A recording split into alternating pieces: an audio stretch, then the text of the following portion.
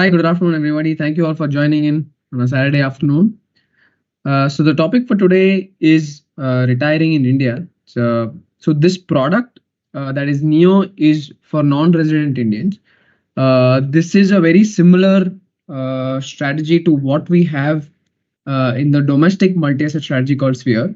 Uh, so this is just the international, that is just for NRIs. Uh, so uh, so what I'll be discussing here is the investment philosophy that we share on both.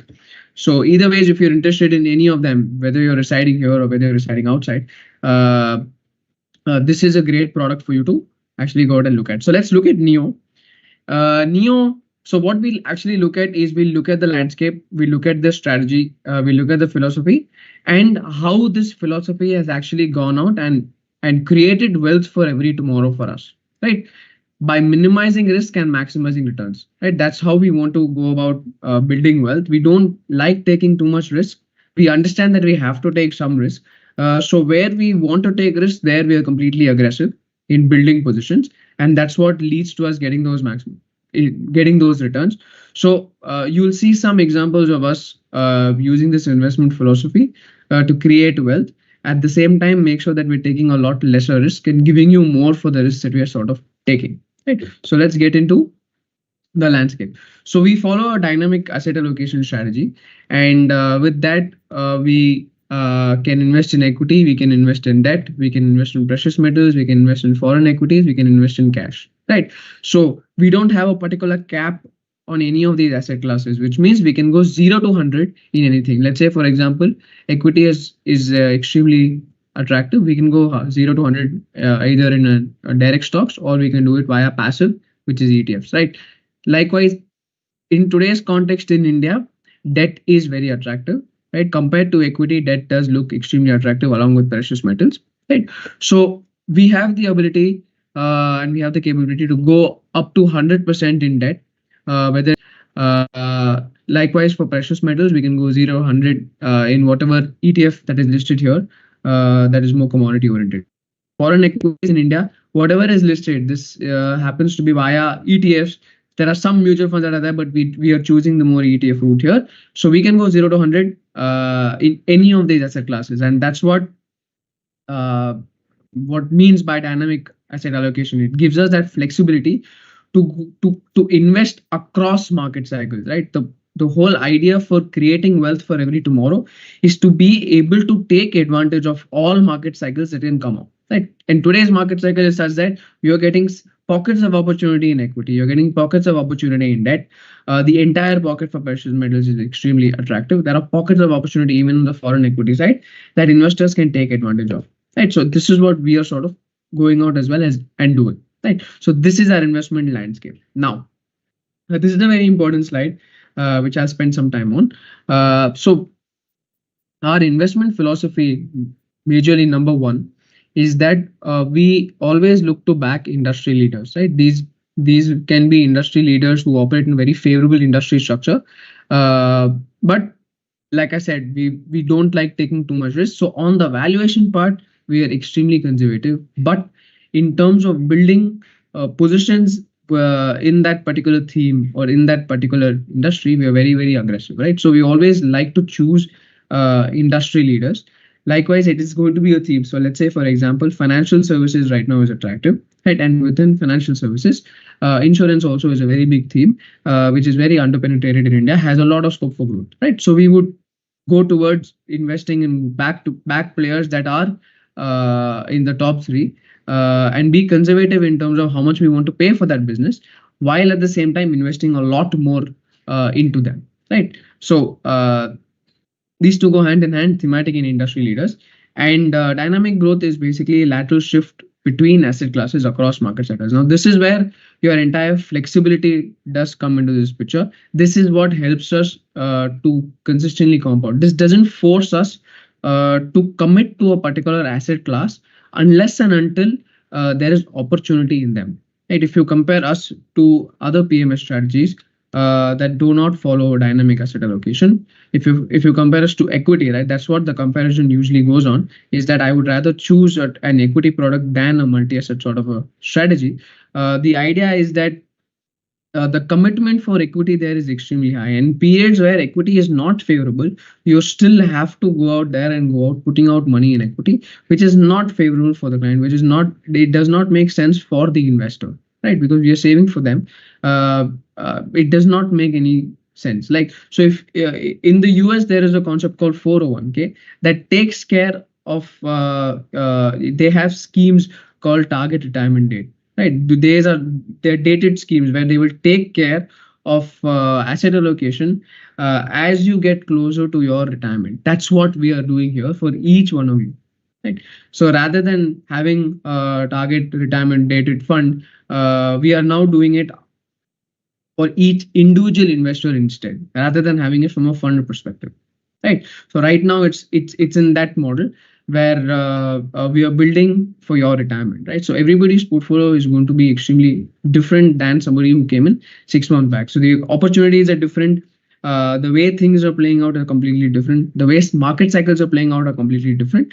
So naturally, at that period, at that point, whatever is the best for you, depending on what your goal is what we are going to do for you. And that's how we are going to build positions for you in those particular themes and those particular asset classes, right? So that's our investment philosophy.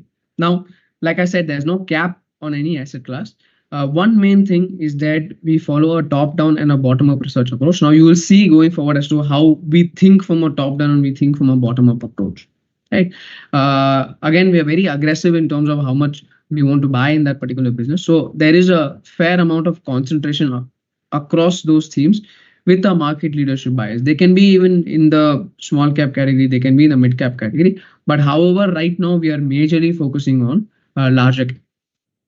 That's why we want to build our positions in terms of market leadership, right? So that's our investment framework. Now, if you see, in periods of low inflation, in periods of high inflation and in periods of high interest rates, what happens is that you get an opportunity on fixed income, and fixed income outperforms for you, right? In periods of high growth, which we have seen, and because of that sort of high growth coming into the picture, earnings start to re-rate, which means the earnings pool starts going up. Naturally, equity becomes a lot more attractive, so equity starts outperforming. But let's say if there's a period of low growth, so we have a low growth strategy, which means that yes, inflation does create that big of a problem. So we get pockets of growth in equity, you get pockets of growth in debt, you get pockets of growth in precious metals because of interest rates and inflation. Naturally, a dynamic strategy would work for you. That's when a dynamic strategy actually comes into the picture, and that's when multi-asset starts outperforming for you, right? So we'll see how multi-asset has been outperforming also in the last couple of years. So our aim is that the way we can unlock prosperity and the way we try to value growth is to build versatile portfolios that prosper in all markets, right? And we've had a wealth of experience for the last 13-14 years. We've seen market cycles come in. We've seen periods of high inflation, high interest rates come in. We've seen periods of high growth also come in. And we understand that in a period like this, where there are just pockets that are actually giving you that opportunity to invest, having a dynamic strategy is going to work for all investors. And that's when our outperformance starts becoming a lot more meaningful compared to that of a pure equity product or a pure fixed income product, right? Let's say even if your FDs that are there, naturally you will see a lot more gap in terms of how much we are growing versus them, right? Let's look at the think tank. Now, this is where we were talking about top-down and bottom-up approach. Now, when you look at a thematic idea, like I said, let's say we are taking like financial services for a particular idea, right? So when we look at a top-down approach, we have an active strategy and we have a passive strategy. In the active strategy, it leads us into direct equity, which means building positions in one of those companies. Or we have a passive strategy where we can take a larger set, a basket, and take an ETF, since the basket becomes cheaper for us to do, right? So in the top down, we then start screening whether we have to choose an active strategy, a passive strategy, or we need to have a mix of both, right? So the bottom up usually is a lot more active strategy, where once we figured out theme, once we've gotten a theme like energy, and then we want to go bottom up saying, yes, we want to be at this part of energy growth in India that requires an active strategy. For such themes, for such ideas, there a direct equity approach would work for us, right? So this is what I was talking to you about, top down and bottom up, where we have a mix of active and passive strategies. At the same time, they complement each other. So when you look at, so sometimes you can have more passives complementing your active, right? Sometimes you can have more active that complement your passive. So wherever the passive is going to miss out on, your active is going to cover for you, and wherever your active is missing out on, your passive is going to cover up for you. That's how we are sort of building this foundation up for you, right? In terms of top down and in terms of bottom. So let's see a particular idea in terms of how we were able to pick thematic ideas, right? So when we figured that financial services, particularly banking in India, is poised for growth, at that point, the top down said that yes, we can take the entire basket, which means that it's a more passive approach. And within the passive approach, we found public sector banks trading at a lot more cheaper valuation than private sector banks. Right. This was back in 18, 19, and 20, when the banking sector had to go through a big turmoil in India, and we had a crisis over crisis. Plus, our interest rates were high. Growth had come off globally. Right. We had a change in RBI governor. Mandates started to get changed. It was a lot more accommodative, and things had to get a lot more accommodative. The governments were recapitalizing our banks. There were a lot of write-offs taking place. So that took place for 3 years, which means a lot of trouble was taking place for the entire banking sector industry. Right. Then came COVID, even worse. Right. But what happened was things were already getting cleaned up before COVID, where COVID did not affect us or affect the banking sector very drastically. So we were still sitting at home. We were still, while we were swiping, the banking sector was still very strong, as a sector, because they had a good amount of cleanup. They had a good amount of support also from the government in the previous years. After that is when things started to look up for the entire sector, and that's when we were starting to take big positions in the particular theme. Right now, when we are taking a particular, or we are building positions in a particular theme, it would take us 1.5 to 2 years to entirely build up our position size based on that particular conviction. Right. So we don't start off by just saying, okay, this is what we're going to buy and then leave it. No, we continuously keep adding on to our conviction. So for example, 3 becomes 5% of the portfolio, 5 becomes 7.5% of the portfolio, 7.5 becomes 10% of the. So there's no cap in terms of how much we can invest in a particular business as well, right? Or a particular idea as well. So there's no big cap that's coming in, though we don't go beyond 10, 12.5% of the portfolio, because that's not a risk that we would like to take unless and until it's extremely cheap. So it takes us 1.5 years for us to complete buying that particular position. Right. Then is where you start seeing, a period where we hold up until that idea starts playing out. And this is an idea that we have been holding for a very long period of time, since 19, and that started to play out in 22 and 23, and that's where we started slowly. So staggered in and staggered out is what we like to do, because timing the market does not work for anybody, and we are not also advocating that yes, timing the market works for anybody and works for us. No, we only try to get in bigger positions at right valuations, and hold on for that, wait for more convictions to start coming in, build on top of that, and then manage portfolios, right? So it takes us a good 1.5 years to build positions, and then you would see us exit that entire position once the theme has played out or things have gotten a lot more expensive, right? So we've had a period of 1 year where we have completely exited out. So that's why I'm at liberty to say yes, we have done this, and that has worked for us in the past. So these are how we are sort of building ideas currently also, in terms of theme, in terms of active strategies, and in terms of passive strategies. Right. So if you look at how we were doing it in another asset class, that is debt. If you see from the 18 period is when the crisis started to happen. So most of our buys came in AAAs. Right, AAA was the creamiest part of the debt market. And during the IL&FS crisis and the DHFL crisis, we were getting AAA, which is the creamiest layer of the debt market, at 9% yield. Right, and you don't hear that. Usually they trade somewhere between 5.5%, 6%, something like that. And at that point of time, this was one of it was a very fast idea that we had to take up and build a huge chunk of position within that 1 month or so. And we went out building that positions again in 19 when our yields were somewhere around 6.5, 6.75. That is when we saw that yes, things are getting a lot more accommodative, and the rates where it is does not need to be there. There has to be a lot of cuts that had to take place. So likewise, we have started entering into the G segment.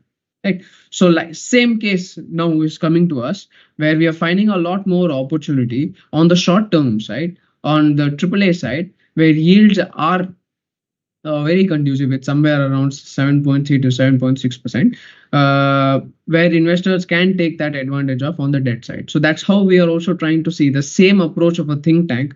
This think tank works for across all asset classes. So for debt, when we look at a passive, we look at a debt ETF. For an active, we look at a high quality, debt paper. Right.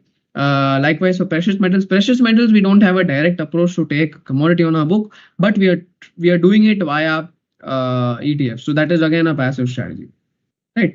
It's played passively, but it's actively managed. Right. So all our passive strategies are very tactically managed to support our active strategy. Likewise, on the flip, active can complement passive. That's how we are. That's how Neo is built. And how it has sort of gone and delivered is that if you look at us from a 1 year perspective, that is the entire of the last year, Neo has been able to outperform even FlexiCap. This is slightly dated, but Neo has been able to outperform even our FlexiCap mutual funds. All this comparison is to mutual funds, multi-asset mutual funds and FlexiCap mutual funds, because that's the next best option that investors have in India to go out and invest.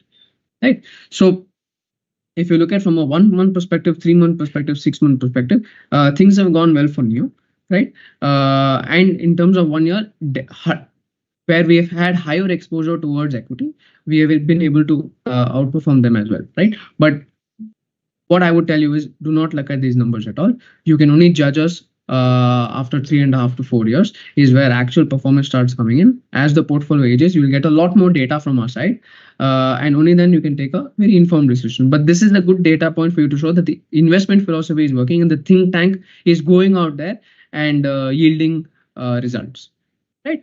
So since our inception, it has delivered somewhere around, this is slightly dated, so there is a good data at the back of this.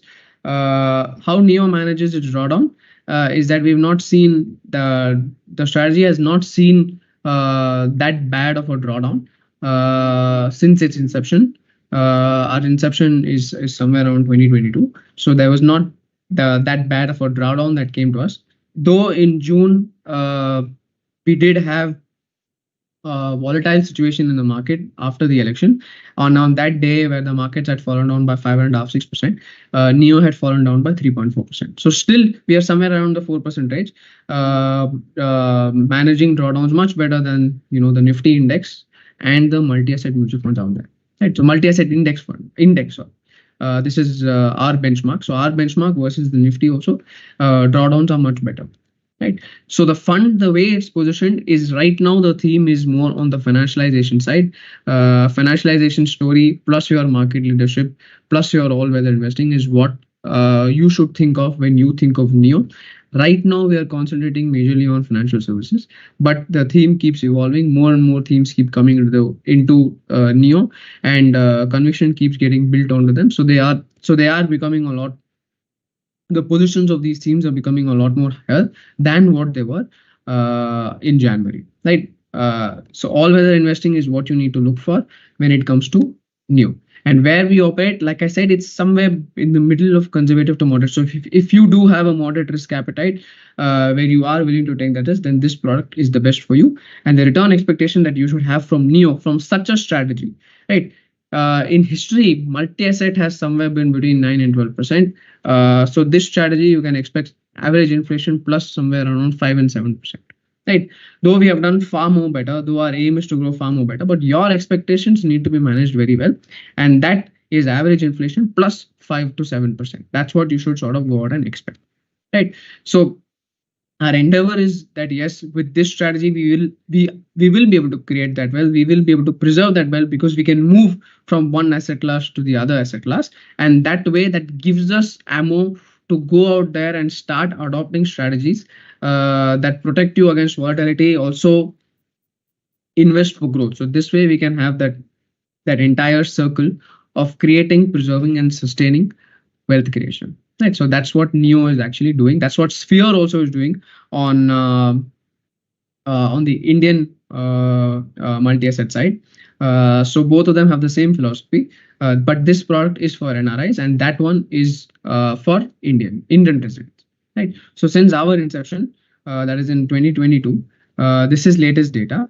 As of 30th June, our returns have been somewhere around 30%. 30.5% since inception, and for the 1 year it has been 37. If you see 6 months, 1 month, 3 month, they are all very solid numbers. But like I said, I would only tell you to judge us after 3.5, 4 years. That's when you actually see the strategy doing wonders for you. Right now, if you see, equity position is somewhere around 78%. This is as a fund, right? But portfolios that are being built right now, they do not have that big of an equity allocation. In fact, what we do is that we do not run a model portfolio, right? So on that day, if there's an opportunity, or that week, that month, whenever you do come on board, deployment takes place only based on opportunity, based on your particular goal. So for example, now on average our deployment has been somewhere around 41%, which means that the other 60% goes, like I said, we start buying and build onto that conviction only after 1.5 years. So it takes us that time, and as we start getting more and more opportunities, as we start getting newer and newer opportunities, that money starts getting deployed over the course of the year, right? So as a fund, 78% of it is in equity, 13% of it is in precious metals. Cash is somewhere around 3%, which is as a house. But portfolios that are being built right now, for the last couple of months, their deployment has been somewhere around 37 to 41%, not very high. We still have a lot of scope to keep on adding ideas. We still have a lot of scope to use that cash across asset classes, across ideas, right? And liquid is somewhere around 3%. So this is where Neo stands. So the terms of investment is that the minimum investment, because it is under SEBI, since it's a PMS, 50 lakhs is the minimum. We have a fixed fee of 1.5% that is computed on a daily average portfolio value that is charged to you quarterly. So our dividend yield somewhere is around 1.33 to 1.35%. So that is covering up for majority of the fees. So you don't have to pay anything from the pocket. It will all be taken from the portfolio itself, right? So that we don't have a profit sharing method. It's just a fixed fee, and that's for management. Single stock exposure, we will not go beyond 25% of the total of the portfolio, right? And our benchmark is NSE multi-asset 1. So that is a mix of equity, arbitrage, and REITs or investments. So 50, 40, and 10. So that's what our benchmark is. This is the investment team. So if you see, we in our entire product suite, which is Solitaire, True Blue, Vriddhi, Sphere, which is the Indian Dynamic Multi-Asset, and Neo. If you see, Balaji sir is the head of our research team. He's also co-fund manager of True Blue, which is our large cap strategy. Rohit and Rajat both have private equity experience, plus they have been part of Rakesh Jhunjhunwala's family office. They have joined us, and they've been managing Vriddhi for the last 3 years as well, which is more small cap oriented. Sham sir, who is the CIO and fund manager of Sphere, Neo, and Solitaire. Solitaire is it's a flexi-cap product. So there you would have a good amount of equity. And we are a 15-16 member team of research and strategy.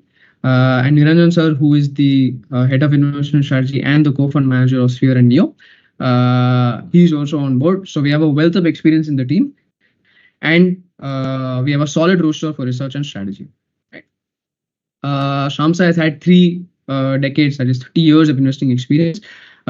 His style is majorly contrarian and value oriented, and that has built up onto us having these strategies. So it's the same philosophy of going with market leaders, having low debt, very good profile, operating in niche strategies across flexi cap, multi-asset, small cap, and large cap.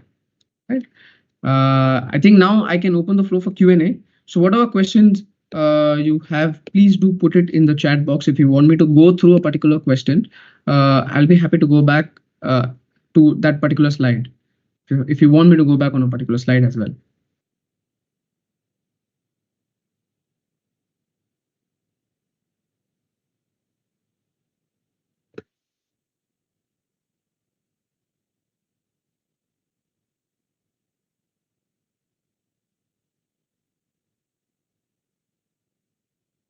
There's a question on 50 lakhs at once. Yes, SEBI mandate is 50 lakhs at once.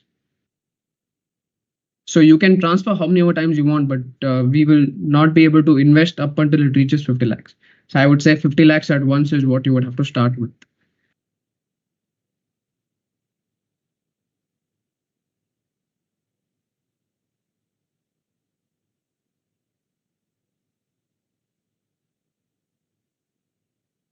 In fact, you can do a SIP also on top of it. So 50 lakhs plus your SIP also is something that you can explore to do. So we are already operating on a SIP model where it's just like a mutual fund. You can monthly contribute from your side like a SIP. And there we keep on adding on to positions where we find that there is a good amount of value, there's a good amount of growth that can come in. I mean, just give us some more time, you'll get a lot more data. On Sphere, it's aged well, and things have done much better. So you can see consistency come in, and how consistency is actually coming at the bottom line of performing in terms of returns. And that has actually worked very well. Across Solitaire also, it has done very well. FlexiCap, on that strategy also, it has done very well. SIP as a strategy. So SIP actually works for you on top of the 50 lakhs. So all of our products are built for scale. They have the appetite to continuously keep scaling. So we don't run out of ideas. Right? We will always have ideas to invest in every market. That's the point, right? And as you grow in your life, as you start saving more, we want to create an investment vehicle that has that appetite to take up whatever you sort of that savings is what we want to take up, and that should become a lot more productive by going into asset classes that are cheap, by going into asset classes that have growth, and ultimately fund for your retirement. Right. So that's how we are built all our products. They're built to scale. They have the ability to to take up all your savings. It's just like like I said, US there is a 401k, but you don't have this sort of a strategy in India. So we want to create that sort of an investment vehicle. We want to create that investment behavior for a 401k, like a 401k for you.